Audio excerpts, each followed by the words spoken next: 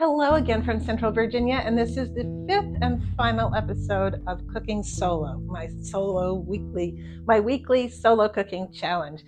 My guys are off this week, and every day I've been trying to cook myself something super healthy and good. Today it's gray and cloudy outside, so it's a perfect November soup day. And it's coming up to Thanksgiving, so I decided I would do something a little autumnal and make some pumpkin soup. This is going to be a curried pumpkin soup. Now you can make this soup vegan or not. Mine is not going to be vegan because I'm using chicken broth in mine, but you can use just water or you can use vegetable broth as well.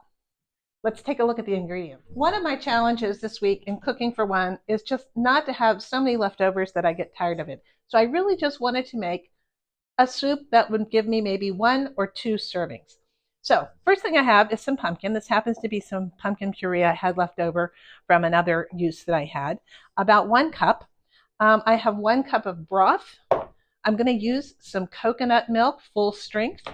I've got 1 apple. I'm going to use half of a carrot, half of an onion, some nice spicy curry powder. If you like mild, use mild. I've got some ginger and a couple of cloves of garlic, along with the usual salt and pepper. Start by cutting up your apples. You don't need to peel your apples.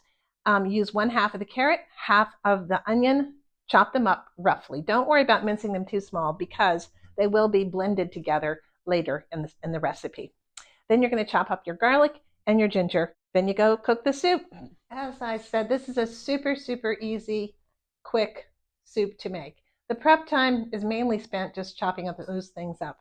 Saute the carrots, the onions, the garlic, and the ginger in some neutral oil for about 5 minutes until they begin to soften.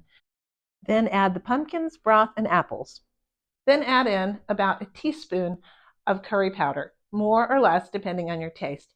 If you want to add some additional spice in, like a cumin or perhaps a little extra cinnamon, you can add that as well. And continue to let that cook simmered for about 20 minutes. That soup's on for about 20 minutes, so I'm popping into the garden to see if I can pick some lettuce and some other things for a nice green salad to go with this. The speckled bib. Look at that. This is the Crawford bib. It's looking very luscious. This one overwinters really well in this area. Leaf lettuce. I'm not sure what kind. I can't remember what I planted here. There's some very nice looking arugula under the brassica tent. There we go. I think those are called a red. Let's get back up to the house and check on that soup. It's probably about time to puree it.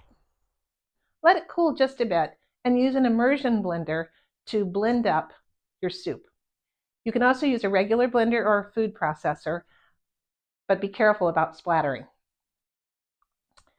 Once you've got a puree, return the pot back to the stove and add in a 1/2 can of coconut milk. I use the full fat coconut milk for this. Then you just bring it up to a boil, no more. Taste, adjust the seasonings as you wish. Turn off the heat and enjoy your soup. And as I've said every day this week to you, bon appetit, y'all. Let's see how this soup is.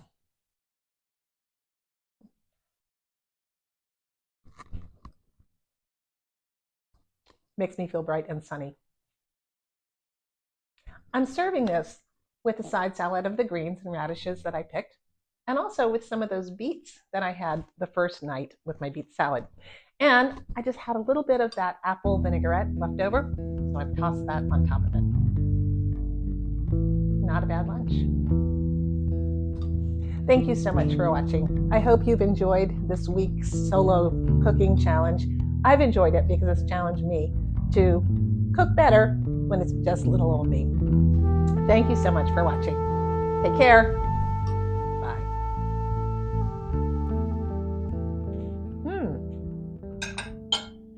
That's nice.